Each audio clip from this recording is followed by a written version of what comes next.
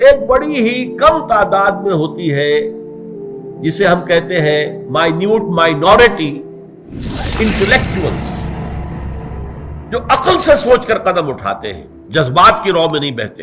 Intellectuals, ظاہر بات ہے انٹلیکچوئل جو ہے وہ وعظ اور نصیحت اس سے اثر نہیں لیتا، اسے دلیل چاہیے. قل ہاتوا برہانکم ان کنتم صادقین، جیسے کہ قرآن مجید کہتا ہے مشرکین سے یا مخالفین سے یا کافروں سے، قل ہاتوا برہانکم ان کنتم صادقین، اگر تم سچے ہو تو لاؤ برہان، اپنی دلیل لاؤ. وقالوا لن يدخل الجنة إلا من كان هودا أو نصارى تلك أمانيهم قل هاتوا برهانكم إن كنتم صادقين. اور یہودی اور عیسائی کہتے ہیں کہ یہودیوں اور عیسائیوں کے سوا کوئی بہشت میں نہیں جانے کا. یہ ان لوگوں کے خیالات باطل ہیں. اے پیغمبر ان سے کہہ دو کہ اگر سچے ہو تو دلیل پیش کرو. تو آخر نوع انسانی کو بھی تو حق ہے نا کہ وہ آپ سے دلیل مانگے. آپ چاہتے ہیں کہ میں اللہ کو مانوں، رسول کو مانوں، قرآن کو مانوں، آخرت کو مانوں، بھائی دلیل کیا ہے؟ لہذا ہائیسٹ لیول کی تبلیغ اور دعوت جو ہے وہ انٹلیکچوئلز کے لیے ہوگی، لیکن وہ خود بڑی محکم دلائل کے اوپر قائم ہوگی. قرآن مجید میں سورہ نحل کے آخر میں ایک آیت آئی ہے، ادعو الی سبیل ربک بالحکمت والموعظۃ الحسنۃ وجادلہم باللتی احسن. بلاؤ اپنے رب کے راستے کی طرف، نمبر 1 حکمت کے ساتھ، نمبر 2 اچھے واعظ کے ذریعے سے، اور نمبر 3 مجادلہ ہو تو وہ بھی بڑے حسین انداز میں.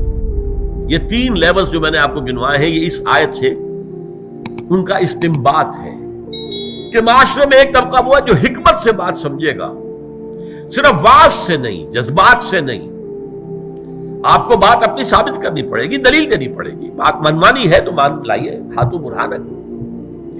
فلسفیانہ سطح پر، حکمت کی سطح پر جو مختلف فلسفے انہیں رد کرنا ہوگا، ان کی تردید کرنی ہوگی دلیل کے ساتھ. جیسے ایک زمانے میں جب یورپ کا فلسفہ اور خاص طور پر یونانی فلسفے کا حملہ ہوا عالم اسلام پر، تو امام غزالی کھڑے ہوئے، تحافت الفلاسفہ ایک کتاب لکھی عظیم، ان تمام فلسفوں کی نفی کر دی گئی دلیل کے ساتھ. دلیل کے ساتھ فلسفے کی دلیل فلسفے سے ہوگی، فلسفے کی دلیل واعظ سے نہیں ہو سکتی.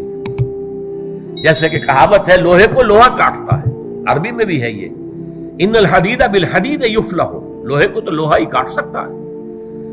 لہذا فلسفے کے مقابلے میں فلسفے کی سطح پر بات کرنی ہوگی، فلسفے کو رد کرنے کے لیے فلسفے کی سطح پر دلیلیں لانی ہوگی. یہ ہے بلند ترین مقام دعوت و تبلیغ کا. اسی طریقے سے ارسطو کی منطق کا جو بڑا شہرہ ہو گیا تھا اور پورے عالم اسلام میں گویا کہ وہ اس طریقے سے کہ معلوم ہوتا ہے کہ سب سے اعلیٰ شے ہی منطق ہے ارسطو کی، ایرسٹوٹلین لاجک، ارسطو کی منطق. لیکن پھر اس کا جواب لکھا ہے امام ابن تیمیہ نے، الرد علی المنطقیین، منطق کے جو علمبردار ہیں ان کی تردید، ان کی نفی. لیکن یہ کہ وہ نفی انہیں منطق ہی کے ذریعے سے کرنی پڑی، اس لیے کہ ظاہر بات ہے پھر وہی کہاوت لوہے کو لوہا کاٹتا، ان الحدید بالحدید یفلح، انہی کی منطق سے ان کی منطق کی نفی کر دی گئی. یہ کام ہے ہائیسٹ لیول کی دعوت و تبلیغ کا جو ہر شخص نہیں کر سکتا.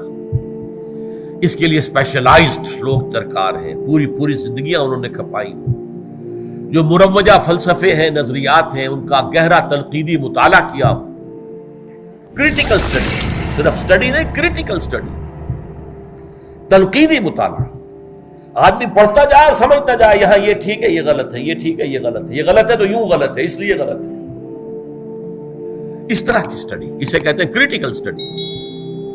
جو لوگ اپنے آپ کو ہمتاً اس کام کے لیے وقف کر دیں گے، اور جو لوگ اسی کے لیے اپنی پوری زندگیاں لگائیں گے کہ ایک طرف مروجہ نظریات کو ان کی گہرائی میں اتر کر سمجھیں اور تنقیدی اعتبار سے ان کا مطالعہ کریں، اور دوسری طرف قرآن اور حدیث، ہماری جو دو آنکھیں ہیں، قرآن اور حدیث، قرآن اور سنت اس میں گہرائی کے ساتھ اترے، پھر ان لوگوں کا کام ہے کہ امام ابن تیمیہ اور امام غزالی نے ایک زمانے میں جو کام کیا تھا وہ اس دور میں وہ کام کر سکیں۔ ظاہر بات ہے اس میں وقت لگتا ہے، صلاحیت لگتی ہے، قوت لگتی ہے، زندگی لگتی ہے۔ ایک ذہین آدمی اپنے اچھے کیریئر چھوڑ کر اس کام میں آئے گا تبھی تو ہوگا نا۔ اگر وہ دیکھے ڈاکٹری جو ہے بڑا اچھا فنکشن ہے، لگے رہو اس کے اندر، کمائی ہے، بہت اچھی کمائی ہے، تو یہ کام تو پھر نہیں ہو سکتا۔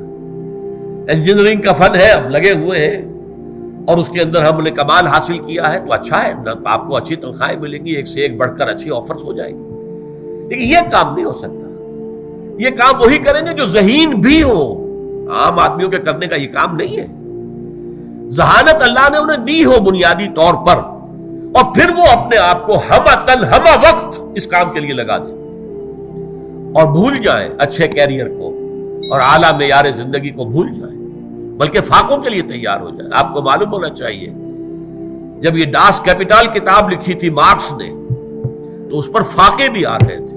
وہ جرمنی میں مقیم تھا اور وہ کتاب جس نے ایک نظریہ پیدا کیا مارکسزم، جس پر کمیونزم کا نظام آیا اور انقلاب برپا ہوا، اس کتاب کا لکھنے والا فاقے بھی جھیل رہا تھا۔ تو دنیا میں جسے ہم کہتے ہیں کریٹو ورک، تخلیقی کام، وہ تو اس طرح سے نہیں ہوتا کہ آپ بڑے آرام سے بنگلوں میں رہتے ہو، کوئی سرکاری جو ہے محکمے کی کوئی بہت اونچی پوسٹ آپ کے پاس ہو، پھر وہ کام نہیں ہوتے۔ وہ کام تو ہمہ وقت اپنے آپ کو جھونک دے کر ہوتا ہے، اور یہ دعوت و تبلیغ کی بلند ترین منزل ہے۔